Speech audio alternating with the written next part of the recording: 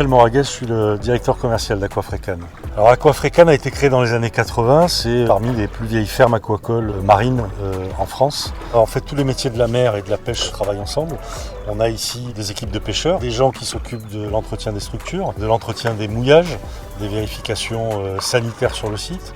On a des gens qui s'occupent de l'aliment, on a un directeur de production qui chapeaute tout ça et on travaille exclusivement sur une chaîne française. On est un des acteurs les plus importants en France en termes de production. Néanmoins, on est resté sur des métiers qui sont très très manuels. Volontairement, peu de choses ont été automatisées.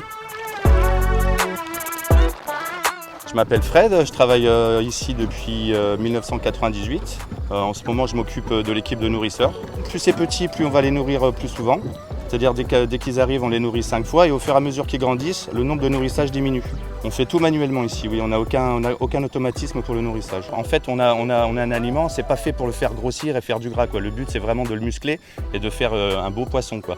Le but, c'est pas de faire un poisson de 600 grammes justement en un an et demi. Il faut suivre vraiment son cycle. Donc je suis en grande partie responsable de le bien-être du poisson.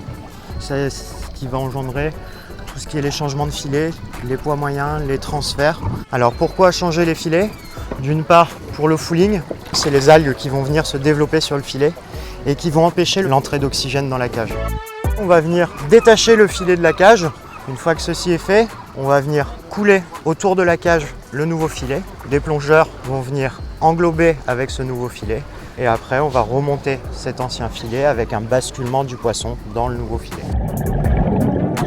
Donc du coup, on va dans les cages, on regarde si tout se passe bien, on contrôle que le poisson n'est pas stressé. Déjà, c'est énorme, ça veut dire que tout s'est bien passé au moins dans la nuit. Et en fait, on regarde l'aspect général du poisson, son comportement. Et de là, on sait qu'on pourra continuer à bien le nourrir et le faire progresser à une bonne croissance. C'est assez impressionnant, il y a un petit côté cathédrale, quoi. Quand on est au fond, c'est assez merveilleux.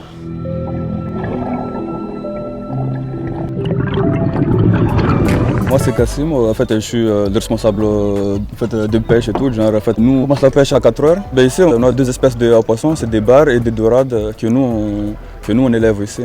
Et nous on fait tout manuellement. En fait, c'est ça ce qui fait le bien des poissons aussi, parce que en fait, si avec carrément les machines, en fait, ça n'allait pas vraiment être top. Mais comme c'est nous qui est vraiment en contact direct avec les poissons et tout. En fait, nous notre priorité c'est que tout fonctionne à merveille.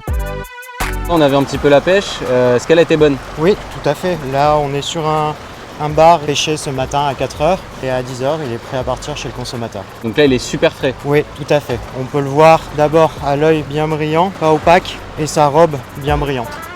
Donc on a adapté ici toutes les techniques pour faire et proposer du poisson ultra frais. Et donc évidemment, ça paraissait logique de travailler avec une enseigne comme Grand Frais. Et on est sur des circuits très courts, on pêche le poisson le matin et le soir même on livre les entrepôts. Donc vous voyez, on ne peut pas être plus rapide.